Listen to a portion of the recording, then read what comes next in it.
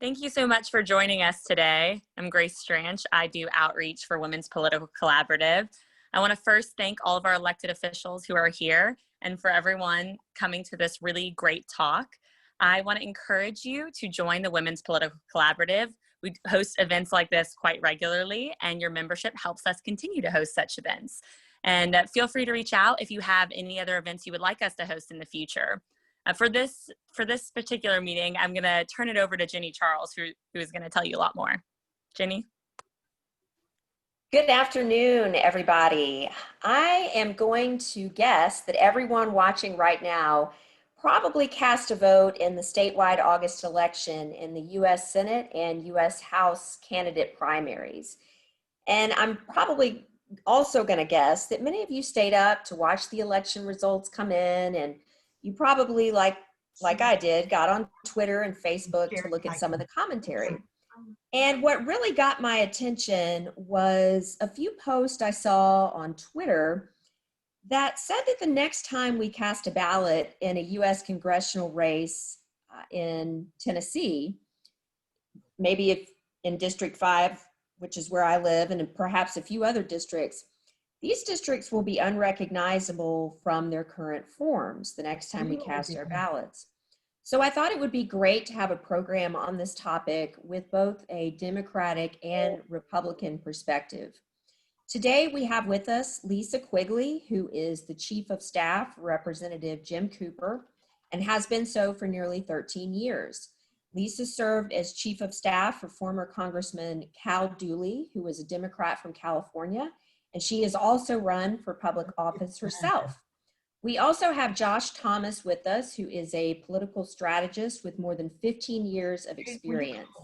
Josh is president of Parthenon Strategies and has worked with Governor Bill Lee, World Wrestling Entertainment, Kane, Just got a reminder. Mayor Glenn Jacobs, U.S. Senators Lamar Alexander and Bob Corker. We are very lucky to have our two speakers today. And if you are at home watching and hear something said and that prompts you to have a question, please write that out in the chat feature, and we will pose all of those questions to our speakers at the end. I want to acknowledge a few elected officials we have on the presentation today. Brenda Wynn, who is our county court clerk, and also Berkeley Allen is with us, who is a representative on the Nashville Council. And that is all I see right now. So let's get right into it, and let's start with some fundamentals. Joyce, if you could prompt the map of Tennessee so everyone at home can see that.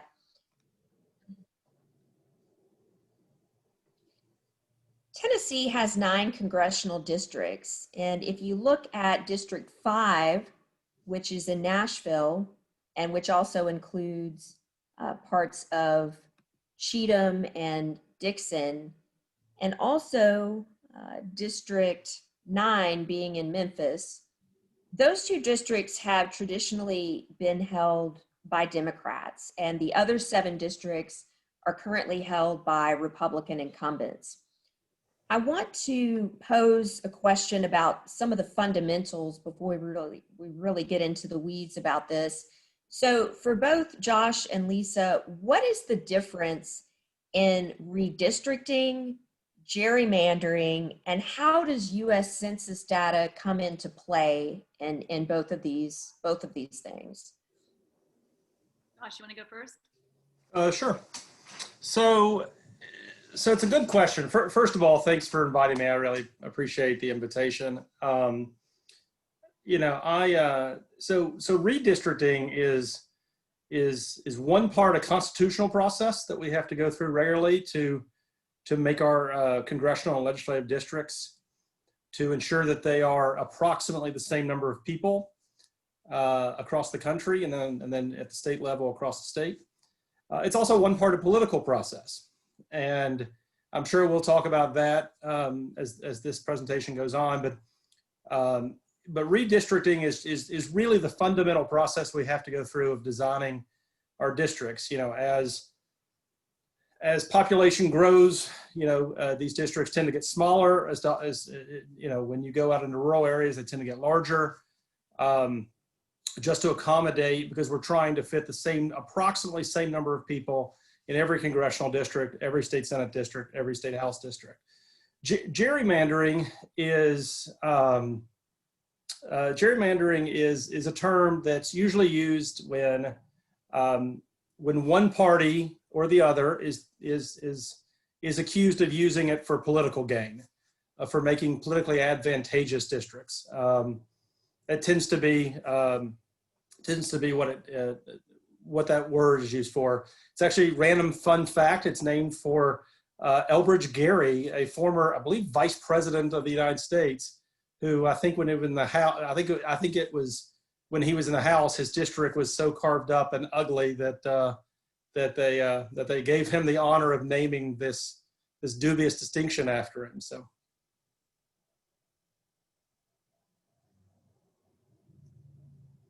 Yeah, I wouldn't have anything more to add there other than to say that the process of redistricting is controversial, and sometimes it depends on what side of the aisle you sit on. If your party is in control in one state, then if your party out of control, you don't think it's fair, and then it's the reverse if your own party is in control. Because the members of the State House and the State Senate, they decide after the census each year how these districts will be drawn.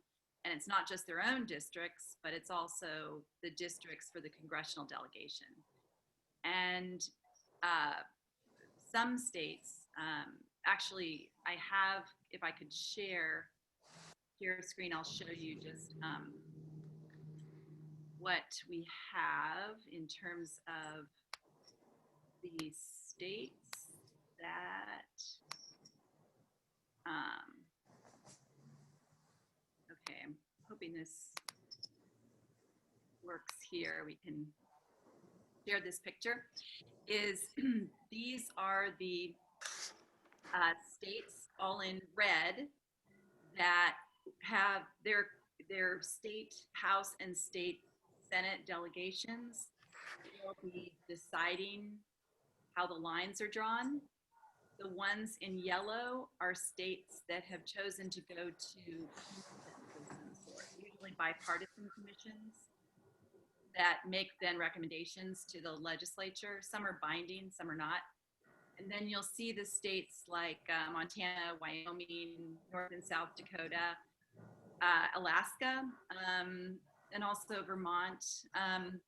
These are the states that won't have redistricting because they don't have enough people in their state to have more than one member of Congress. So they'll do redistricting in those states of their state legislatures, but they won't have to do any redistricting of their congressional delegation because they don't have enough people to have more than one. And every state must have one. Just as an aside, the process of becoming a state that has an independent commission is also a political decision made in those states. Cooper actually has the bill that would require every state to have an independent commission to draw the lines. This is not popular in states by Republicans in states where Republicans are running the process, and this is not popular in states where the Democrats are running the process. But it is the difference between politicians picking their constituents and constituents picking who represents them. And it is fraught with difficulties and is usually a not very transparent process whatsoever, and one in which the public finds out usually after it's already done how they've been redistricted. Thank you for that. Now let's move to Tennessee, and let me pose this Tennessee specific question. Do either one of you have any predictions about what areas of our state will have changed the most in terms of population since the 2010 census? And do you believe that the census results will actually capture those challenges, or not challenges, those changes? Go first, Lisa. Well, so we're below where we need to be in terms of reporting in the census. So we're about 5% below where we were 10 years ago, which is the first concern because we're going to have an undercount, and we're almost certainly going to have that undercount in Tennessee. But even if we had everyone fully reporting, the way that the population has grown, at least when you're talking about the congressional districts, which is what I know the most, is that we don't have enough people, even though we've grown as a state. You know, we're not like Connecticut that, you know, was losing people. We were gaining people, but we still don't have enough people to justify a 10th congressional district. So we'll still have the same number of them when this process is completed. And maybe Josh can talk more about the population changes when you're talking about the state house and state senate districts. Yeah, so so first of all, you know, I brought a couple of fun facts with us on this, and so one of them is the fastest growing county over the last decade in Tennessee by percentage. I guarantee you is not in anyone's top 10. It's actually Trousdale County that grew by 43% in the last 10 years. They're moving there, but not willingly because the state built a prison there. Which is why the population's gone up.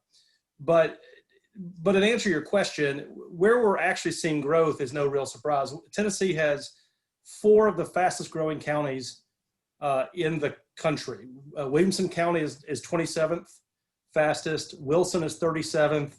Rutherford is 38, and Montgomery is 74th in the country. So when we're it's no surprise for any of us who live here in Nashville. And so when we're thinking about what that population growth looks like and where we're going to see, you know, additional legislative seats and things shift, it's going to be here in the collar counties. It's going to be here in and around Davidson County, because that's just where the growth is. Where it's coming from, it's going to come from pockets in our rural areas. It's going to come from Shelby County, most likely, where they're seeing population decline over the last 10 years relative to the rest of the state. I do think if there's one thing that both the left and the right, Lisa and I and everyone can, I think, agree with, is the census is incredibly important here, and getting the word out for everybody to fill that out, because it really does determine you know, our congressional delegation in lots of different ways. And to Lisa's point, we're not on the cusp of a 10th. Random trivia, we used to have a 10th congressional district in Tennessee, but when we think down ballot in state house and state senate districts, that census data is going to make a lot of difference in determining those maps and determining making sure everything is kind of within, that everybody is counted. And so it's incredibly important that we continue to make a strong push to get the census data in and people to fill it out. Do either one of you have any predictions? I know Shelby County was mentioned as population is expected to decline. Any other parts of our state that we expect to see population declining? I really don't know yet until we see the census. And as I say, it's also a matter of where they're filling it out and where we're not. Actually, Nashville is doing a little better now than we were about a month ago, but we were even still below what was happening in the rest of the state. Okay. Yeah, I agree. It's really early to actually know. I mean, I could guess. I mean, I've got, you know, you got to think places in kind of north of the plateau. You know, the Pickett's, Fentress, Overton counties. You got to think that there's been some either decline or growth slower than the state average. I think West Tennessee, rural West Tennessee, has seen some, but really this year in particular, it's going to come down to what the census shows, and then not just what the real numbers are, but who all actually participates in it, and making sure we get everybody counted. So with that, let's get to the question that probably all of the viewers really want to hear about. And can each of you, Josh and Lisa, speak to the both U.S. congressional districts and state level districts that you anticipate seeing some redistricting done on after those census results come out in December of this year? And if either one of you have any maps you want to show on that, please feel free to do that. Josh, you want to go first? Sure. I would anticipate, and I've got no particular inside knowledge yet pre-census, but when you look at the growth of Williamson, Montgomery County in particular, both of those fall within the 7th Congressional District. I would expect that that district is going to become geographically significantly smaller. Because right now it goes all the way from Clarksville into Williamson County down to the Alabama line and out not quite to a couple counties over. I think it stops at Hardeman County in West Tennessee, if I'm right. And so I think we're going to see that district become geographically much smaller. I think that means the 8th Congressional District is going to come into the Tennessee line almost. I mean, probably all the way up to the Tennessee line, Tennessee River line, I should say. That'll mean that the 9th Congressional District probably looks geographically larger than it is because of population loss. They have to go out and grab other zip codes to fill that out. I think that's where we're going to see real shifting. You know, I think that we'll see with the growth of Chattanooga, my guess is that we'll see some, a little more. I think the 3rd Congressional District might contract a little bit more around Hamilton County, which means that the Congressman Rose, we have Rowe and Rose, but what is that? Is that the 6th district? The old 6th district, I think, will potentially become, you know, take in some of those extra counties over there. But I think the real growth we're going to see is, my guess is the 7th, 8th district kind of shifting as the 7th comes up to Nashville and the 8th takes in more of southern West Tennessee. So just to maybe get right to what people here in Nashville might be thinking about, and I want to acknowledge also a couple of other elected officials who work so hard for us. Representative Harold Love and Senator Jeff Yarborough have joined the call.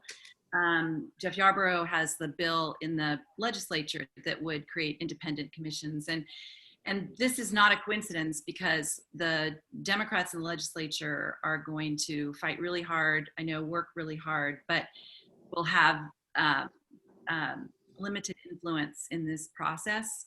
And what is surfacing right now in terms of what might happen with the congressional districts is there is a lot of concern, I think, from those in Nashville that the 5th congressional district, which is Cooper's district, which has traditionally been in a largely intact Davidson County, could be divided a number of different ways in order to create just one Democratic district in Memphis in Tennessee, meaning that there would be one Democratic congressional district in the state, and it would be in Memphis. And the reason for that is because of geography. Since Memphis, you can't go any further in a couple of different directions since it's located in a little corner of the state, and the 5th congressional district is located right in the middle of the state, so the tentacles could go out into other counties. And the reason I say this, and obviously it's not something that we would look forward to. We think Nashville deserves to have its voice as it traditionally has.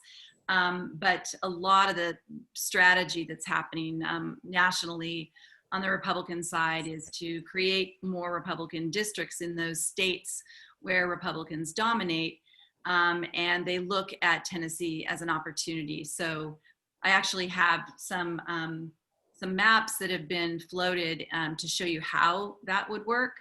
And at some point I'd like to talk about too, what if you agree that Tennessee or Davidson County should be kept together, some of the things that you might consider doing between now and when this process is completed. But does it make sense to show you some Yeah, maps. if you want to go ahead and share those maps, that would be great. Let me also just say that these are not maps that, as far as I know, have been drawn by any Republicans in our state. There's a lot of national strategizing that's going on about these maps.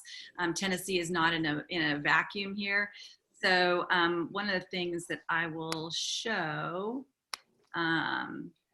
is, I mean, this one is one that seems to be making,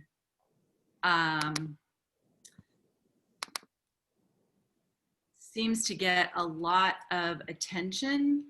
I have several versions, and this is one way that, you know, Republican map makers in Tennessee would be able to create 8 Republican districts and have 1 Democratic district. So you have the Memphis district number 9, and then if you see Davidson County in this map, it's divided, you know, 4 different ways. So you would have 4 members of Congress that would be representing Davidson County, but if you look at the population, probably none of those people would actually live in Davidson County, because the strength of the vote in districts 4, 5, 6, and 7 would be outside of Davidson County in the rural areas. And you know, this is something that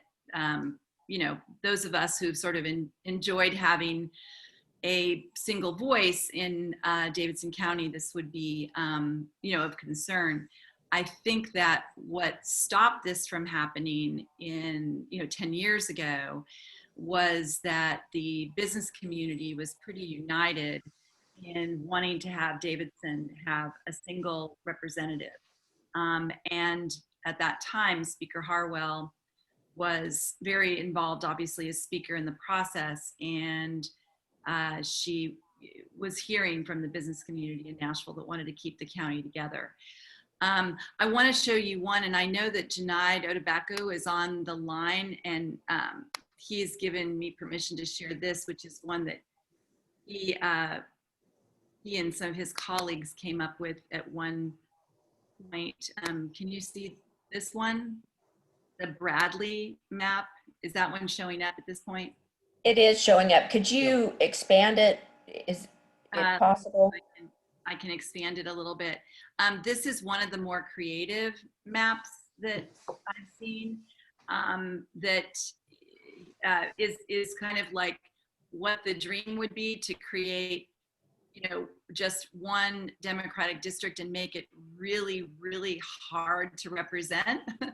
And this is, if you see that skinny green line that's going from Nashville to Memphis, is in this scenario, this would be the only Democratic district in the state, and would extend from, you know, downtown Nashville to downtown Memphis, which is, that's a heck of a district to have to represent.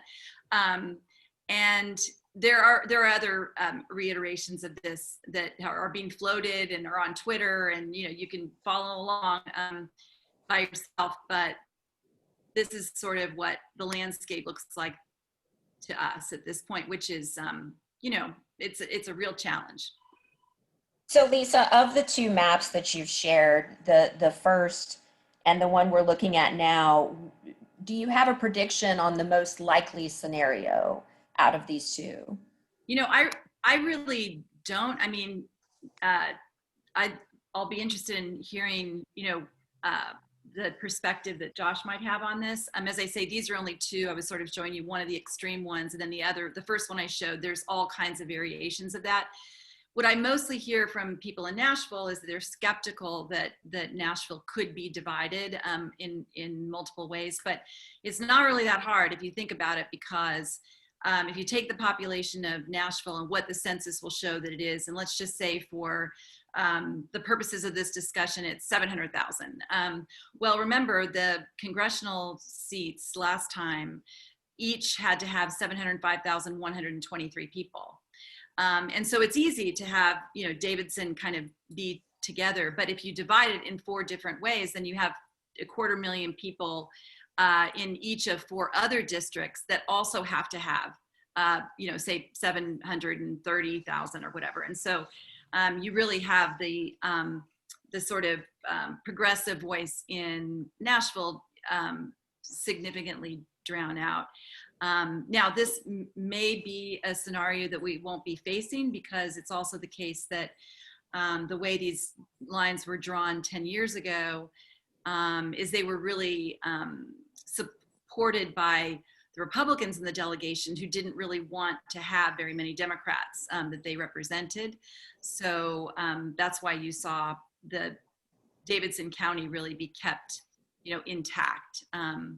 And Memphis was somewhat divided, but due to population issues, that's really why that happened. Lisa, if you could share that first map one more time and go over each of, it looked like Nashville would be split 4 ways. And so if you could talk about the different areas of Davidson County, and under that new map, what other counties those would be lumped in with. Okay, so this is the map. Can you guys see this?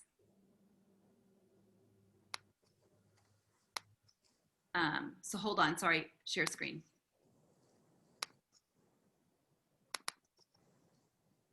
Can you see this now? Yes, thank you. Yeah.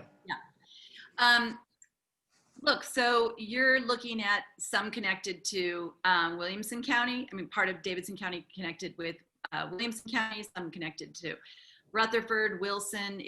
You're really talking about dividing Nashville and associating them with the other counties in the rural areas. And so, and what we know about the political preferences of these other counties is that they're far more conservative than Davidson. So, we talk sometimes, if on the Democratic side, about being a bit in a blue bubble here in a red state.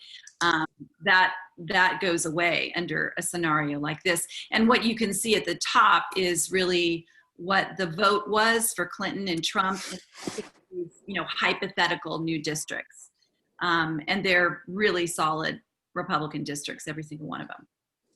So under this scenario, and this question is for both of you, do you think that it would be possible in the new District 7, District 5, District 4, District 6 to even have a moderate Democrat elected? Well, to me, as I look at the numbers above, which show the breakdown of the Clinton-Trump vote in 2016, the answer is no. I would say the challenge with the maps, and Lisa's 100% right. They float, and DC strategists tend to like them. No, today in 2020, not even a moderate Democrat could come out of any of these. The challenge is that you have to design a map for the next 10 years, which involves 4 of the fastest growing counties in the state or in the country. And so there are obviously people that are on the right that are interested in maps like this and interested in gaining one more congressional seat. I think that's a high risk, kind of, in the grand scheme of things, low reward strategy. Yeah, you could get another congressional seat, but 8 years from now, an R13 district could, in a very fast growing district, could easily be R3, R4, R5, in which case, in a political environment like we're going into in November, Democrat can take that seat. And the other thing I just might want to share just generally is that as you see, this statewide map, and this obviously isn't what we have right now, but what we have right now is like kind of looks okay. Like when you step back, it's not one of these snaky gerrymandered states. Is that Tennessee by tradition and also by statute, and I guess either Representative Love or Senator Yarbrough can correct me on this, but I believe by statute you not only one man, one woman per vote, right? Baker v. Carr said one man, one vote. So you have to create these districts so that they're balanced. But also in Tennessee, we try to keep counties together as much as possible, and also try to keep communities of interest together as much as possible. So if you have everyone living around a lake, they tend to try to keep the lake community together so it's not divided. If everyone is sort of living on a particular mountain range, trying to keep those people together because they have common interests. And so that's another argument. Well, Davidson's always been together, and we would argue that yes, and Davidson should continue to stay together. It's a community of interest, and the county's been together for decades. But the flaw in that argument is that the population dictates what the size of these districts have to be. And so, for example, in our current iteration, I've got some other maps here. Let me just share this one now. Whoop.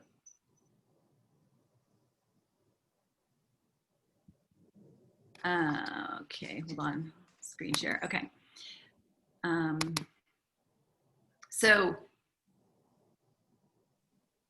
these are statewide maps over the decades. So the 70s, the 80s, you can notice Davidson holding in there. It's compact all the way through the 90s, the 2000s, and then where we are now is that Davidson is joined with both Dickson County and Cheatham County, and we have all of Dickson County in Tennessee 5, but we only have part of Cheatham County because you have to get to 705,123 people, and so Cheatham was divided. So there's lots of counties in the state that must be divided because of that, that number of people that have to be contained within each. So that's just another, it's a little bit of a guide, if you will, as to how the legislature, I imagine, will proceed. Let me ask this question, and want to hear from both of you. And we'll start with Shelby County, which I believe is the 9th district.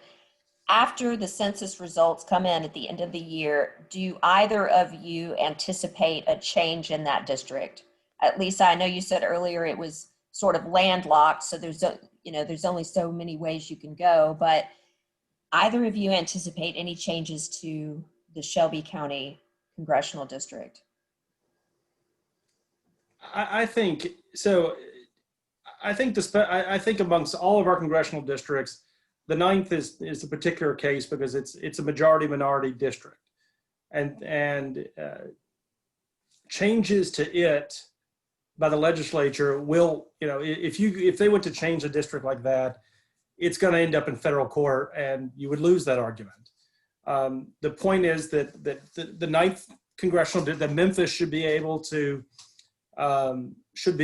elect an African-American congressman if they would like. Obviously, they have opted for Congressman Cohen, but I think there'll have to be adjustments to it based upon population loss.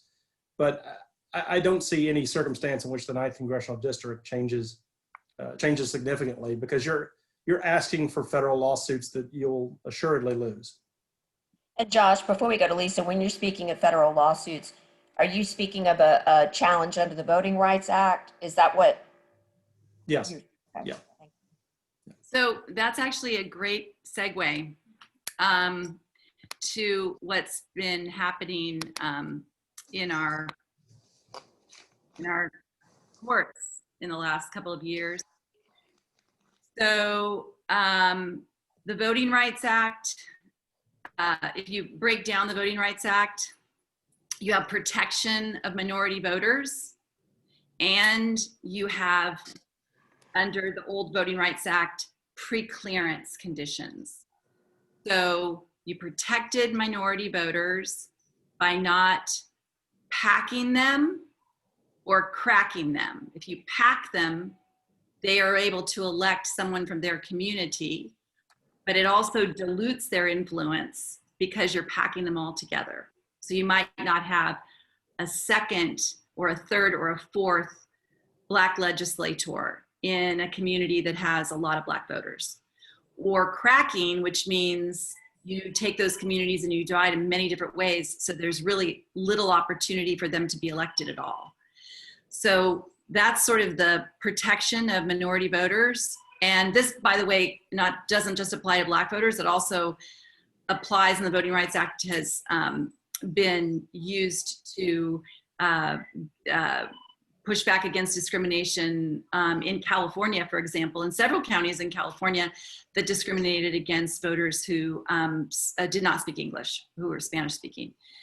And then the second thing that the Voting Rights Act does, and I mean, it does a lot of other things, but these are kind of two pillars, is that it requires pre-clearance from the Justice Department if your local jurisdiction does something that has restricted the minority vote, and it can be sort of demonstrated that this really was a problem for minority voters, is that then going forward, any change you make in your elections has to be cleared by the United States Justice Department.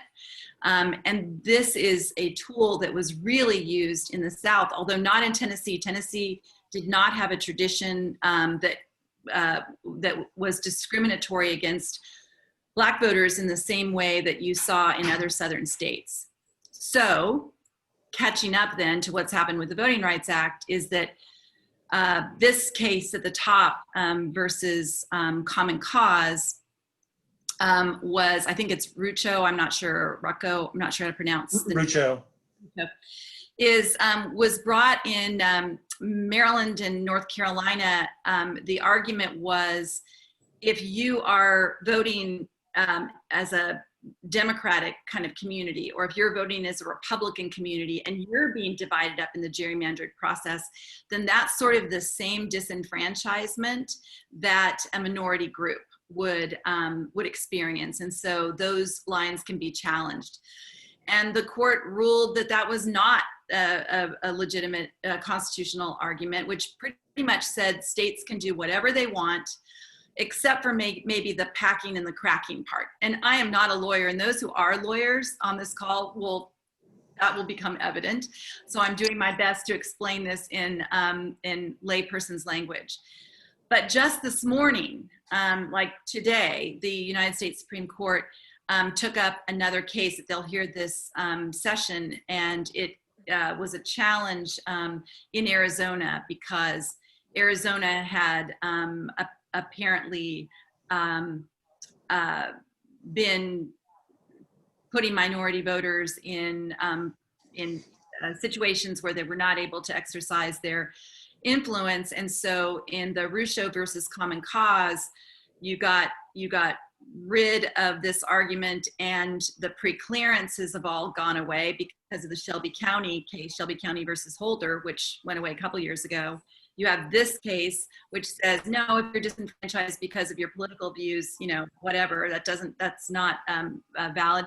And then finally, in this case, with a new court, I fear what they would determine is that you might see the problem that you would ordinarily have had, and that Josh just mentioned, in federal court, where you would have minority groups going in and saying, look, we're being discriminated against. This could also go away, which I think is really the complete destruction of the Voting Rights Act, which is also why it's really important that the Congress pass a new Voting Rights Act. And we have one that is named after John Lewis. It is passed the House, and it is, Mitch McConnell is refusing to take it up in the Senate. And that bill would help with preclearance.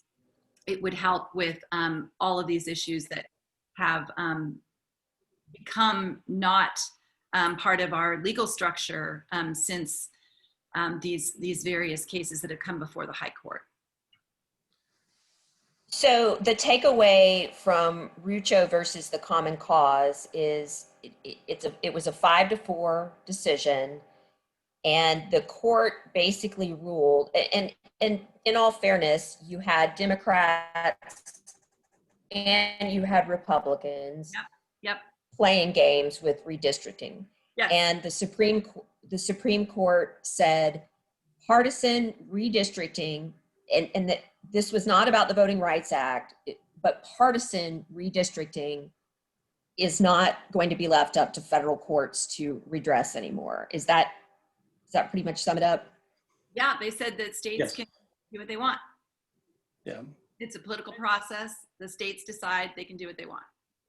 And unsurprising from my vantage point, I think Rucho was rightly decided by the court. I think that, you know, it was, it has never been the standard in the country that partisan, the drawing lines for partisan gain was inappropriate. And so I think for the court to decide otherwise, I mean, my personal view, and I'm also not an attorney, is that the court would have been entering itself into a space that it historically has never entered before. You know, now states have done it. So in North Carolina, federal court, and Bob Rucho is a state senator from North Carolina, so he wins the case before the Supreme Court. But then the state Supreme Court came in and said, wait a second, federal court may not think this is judicially reviewable, but we think the state constitution is. And so, so North Carolina has had to redraw those lines, not based upon the federal ruling, but based upon state ruling. That's right. Yeah. So if I'm a citizen and I live in whatever state, and I believe that partisan redistricting, whether it's done by Democrats or Republicans, is an issue, I have no voice in federal court anymore, but I may have in state court. Is that about right?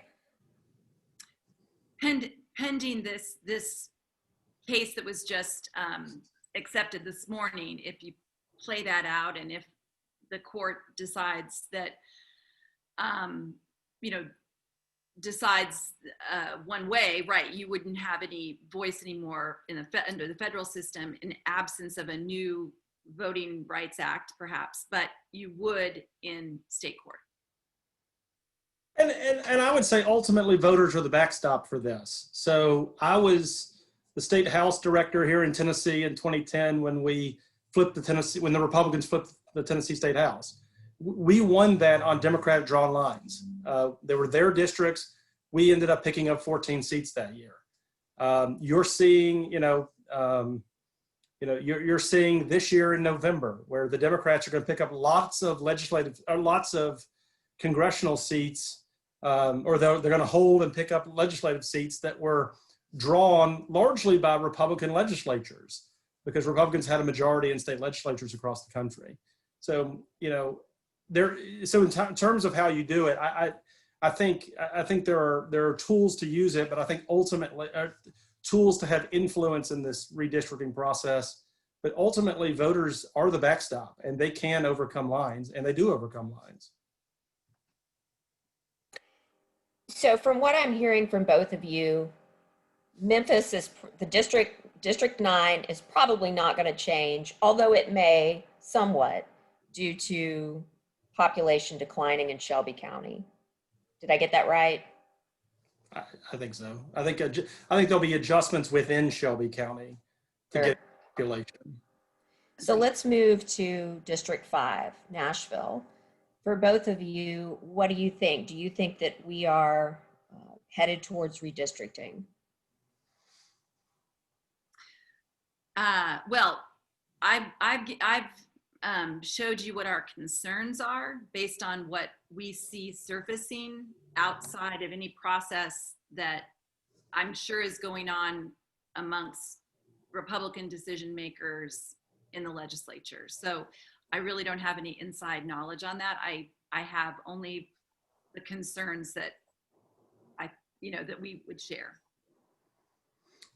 So first of all, I understand I am sympathetic to the argument of being of having your voice very diluted. I think I probably am the only Republican primary voter in my East Nashville precinct.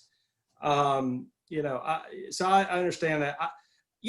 In terms of Nashville, I think there have been, you know, there was pressure 10 years ago. There will be pressure from Davidson County activist community and political leaders to do something.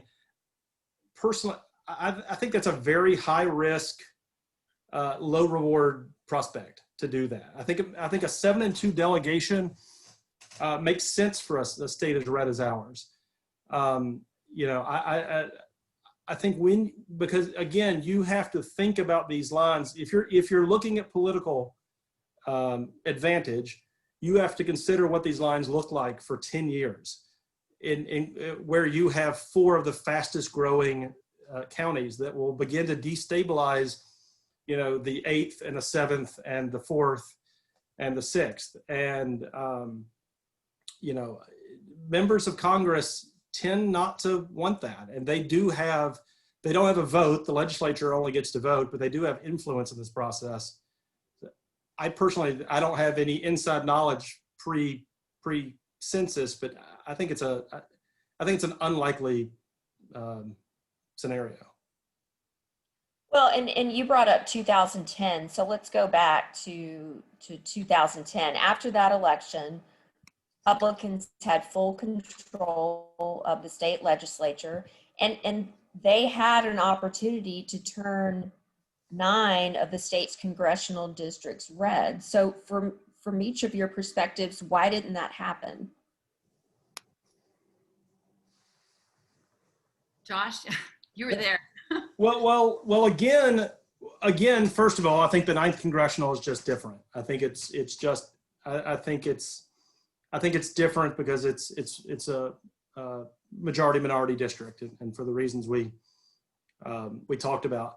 I think Lisa was 100% right earlier when she talked about the business interests here in Nashville, and the pivotal role that Speaker Harwell played in making sure that Davidson County's congressional voice stayed kind of unified, and we had one district here. I think those were 2 incredibly important things that were going. I also think we had the other members of the congressional delegation that touched Davidson County that really had no interest in diluting their own politics with Davidson County politics. So I think it ended up being a win-win between the Republican members of Congress that touched Davidson and you know, and kind of the business interests and the Democrat community here. I think it was the right decision 10 years ago. You know, so the only thing I would have to add to that is, and I see that I know Marion Ott was on this call at one point. Yeah, I think she's still on this call. The League of Women Voters, you know, is always using their voice in this process. And you know, when we talk about a process, I really want to make clear, because you all are interested in redistricting and you're interested in it at just the right time, because the process is, at least 10 years ago, was you know, really hard to figure out and really done in the dark of voters. And so, you know, and that's not to say that doesn't happen in districts, in states where Democrats dominate, because I worked in the California delegation. This is the 4th reapportionment that I've been a part of or been involved in some way. And in the California delegation, the Democrats ran the table in 1990, ran the table in 2000. But what some states do is invite the public to be much more involved and engaged in the process, and give them an opportunity to at least understand or react to what these districts are going to look like. And as much as there were assurances given 10 years ago that that would be a part of it, and yes, when you have, you have apps now that are available that people can really engage. I mean, middle schoolers can get on Dave's redistricting app, for example. I know that 538 will have one this time too, and draw the districts in really clever ways. But these used to be really closed processes, and it wasn't easy to get the information. So my point is it's now much easier to get the information.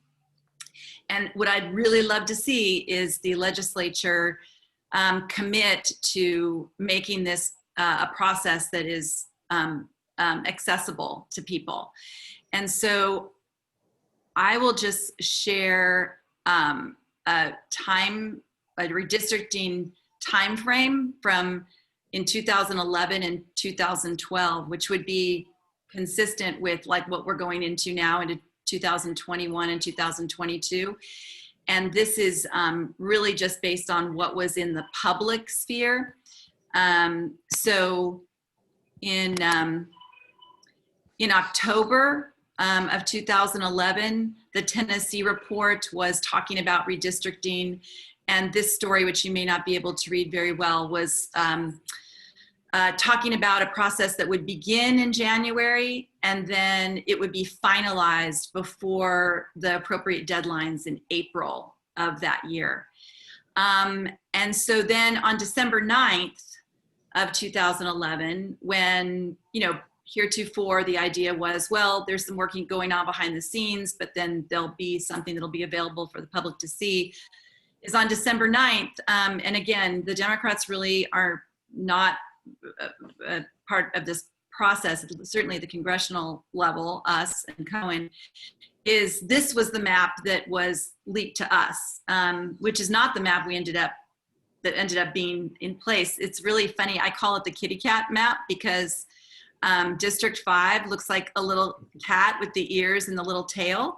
And this map was going to go down to Murfreesboro and grab MTSU. And they were calling it the academic district. That was December 9th. And on January 4th, there were rough legislative maps that were released to the public, House and Senate. And on January 6th, the rough congressional maps were released to the public. And that's the one that we have today. This is the one that we have today, which is different than this one. And then on January 9th, the details were released, and it was noted that they're going to pass this week, even though they've just been introduced. And on January 13th, all the plans passed the legislature. What happened to this process that was, going to be introduced in January and then completed by April. And then finally on January 27th, you could finally zoom in. This is 2 weeks after these plans had passed. You could finally zoom in to see, your own street, your own home, to see who's going to be representing you for the next 10 years. The lieutenant governor had said, oh, this was a most transparent redistricting process in Tennessee history, but PolitiFact took that apart one by one, indicating that there'd always been Republicans that had been a part of these redistricting commissions, and that wasn't present at all. This is obviously too much to read right now, but I'm happy to share this document. And so really, it was not a transparent process whatsoever, not just to Democratic legislators, but really to voters. And this gets back to, the voters would kind of like to pick their legislators, not just have the legislators pick their voters. And that's, I think, on no matter who's in charge, is the public's right to be involved in this process.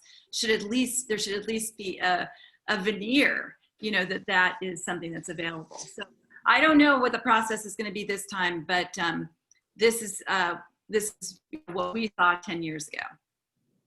Thank you for that. So we've had some questions come in from our audience, and I want to make sure to allow some time for those. For both of you, here is a question here. Could they comment about East Tennessee and why Oak Ridge and Knoxville are not in the same district? Would seem they would have very similar interests. I think when I look at the 3rd congressional district, it's the most awkward of our congressional districts. It starts in Chattanooga and goes all the way up to Oak Ridge. Lizzie, you may have more direct information. I'm sure there's a population and partisan advantage to the way it's drawn. I just don't know off the top of my head. I really don't know either. I was actually going to pull up the maps over the decades again and just refresh to see if we see you know, something in there that shows that that's been. And there's other people on the call. I know Byron Trauger was on the call and Dewey Brandstetter, who also might know why, but this is kind of the history of that district. It's always been kind of the most complicated over time. And I don't know the answer to that. Okay, thank you both. Next question, how does this affect federal funding for the Nashville area? So, I mean, the census impacts federal funding for the Nashville area more than anything else. I mean, that's not so much of a redistricting issue. Not presenting in the census at the strength that we should really impacts federal funding, which is why we really put an emphasis on that and have put an emphasis on that for the last couple of years. In fact, you know, the state didn't spend any money to publicize the census, and some states spent millions. So we did our part, at least in Nashville, and publicized to those neighborhoods that were not showing up as they should in the census. Census vulnerable neighborhoods, many minority neighborhoods in Davidson County, lots of people, especially in the immigrant community, that were concerned about this. This might have been their first experience with the census, and they were worried. But it's really important that everyone be counted. And actually, there's been a back and forth, and you could be forgiven for not being able to keep track. But the census was supposed to last until October 31st, and then the Trump administration said, no, it's going to stop, you know, sooner. And yesterday, 2 federal judges in 2 different jurisdictions said, nope, it's going through to October 31st. So there's still time for us to get our communities signed up, and there's an effort to get that done. And one final question, the House of Representatives has been expanded multiple times in history to account for population growth. Is that being explored by either party as a way to increase representation that better reflects the identity and politics of voters? You know, it's interesting. I am not sure what's going to come out of this whole in the after days, right? When this pandemic, we've gotten a handle on it and people are able to go back to work. There are probably going to be lots of changes in our institutions. There's been conversations for years that have usually happened on the margins about the safety really of having our entire federal government meet in one place, given threats. And what this pandemic has shown is that the work of the Congress can continue even when not everybody is in one place. So it could be that there is an effort to expand the Congress, knowing that you're not confined to, you know, buildings on New Jersey Avenue, because that seems to be the very pedestrian answer that always comes up when this issue is raised. Well, where would we put everybody? And so, but I can't say that that's something that is, you know, really an active discussion here, but you hear it from time to time.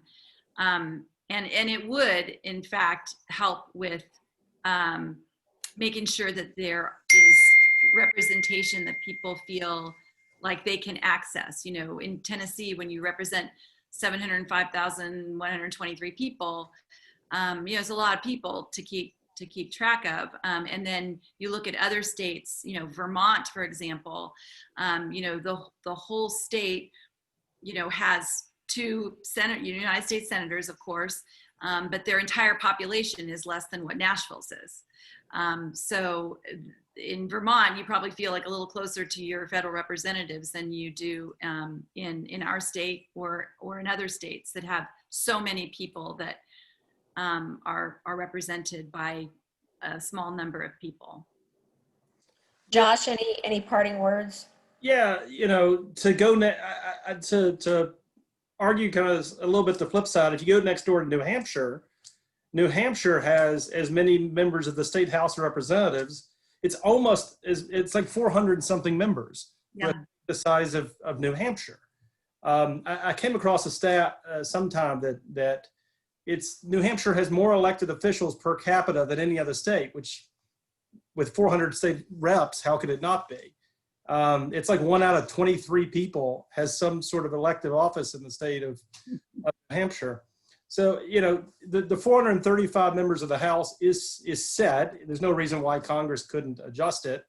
You know, we're now exploring the idea of adding new states, and we won't get into the politics of that. But you know, even if we did, I think what would happen is you would convert their non-voting member into a voting member and not add additional numbers. You know, it's something I don't know that either party is really considering an expansion of the House, but I would caution, because you know, if you get too big, you get the New Hampshire situation where it's just unworkable, where you have to build a coalition of, you know, in this case, you know, if you went to 1,000 members of the House, now your coalition you're having to build is 501 people to go do something. It tends to empower the executive branch. It tends to empower leadership, because it's harder to build a coalition around doing something legislatively. So that would be my caution on that. Don't be New Hampshire. You can tell I don't do any work in New Hampshire. Well, unfortunately, we are out of time. I want to thank both Josh and Lisa for coming and giving their time today. This is such a complicated, nuanced issue, and I think it'll be very interesting to see what happens in our state. For all of our audience members, thank you for joining us today, and have a wonderful rest of your day and a nice weekend. Thank you for having us. Thank you very much.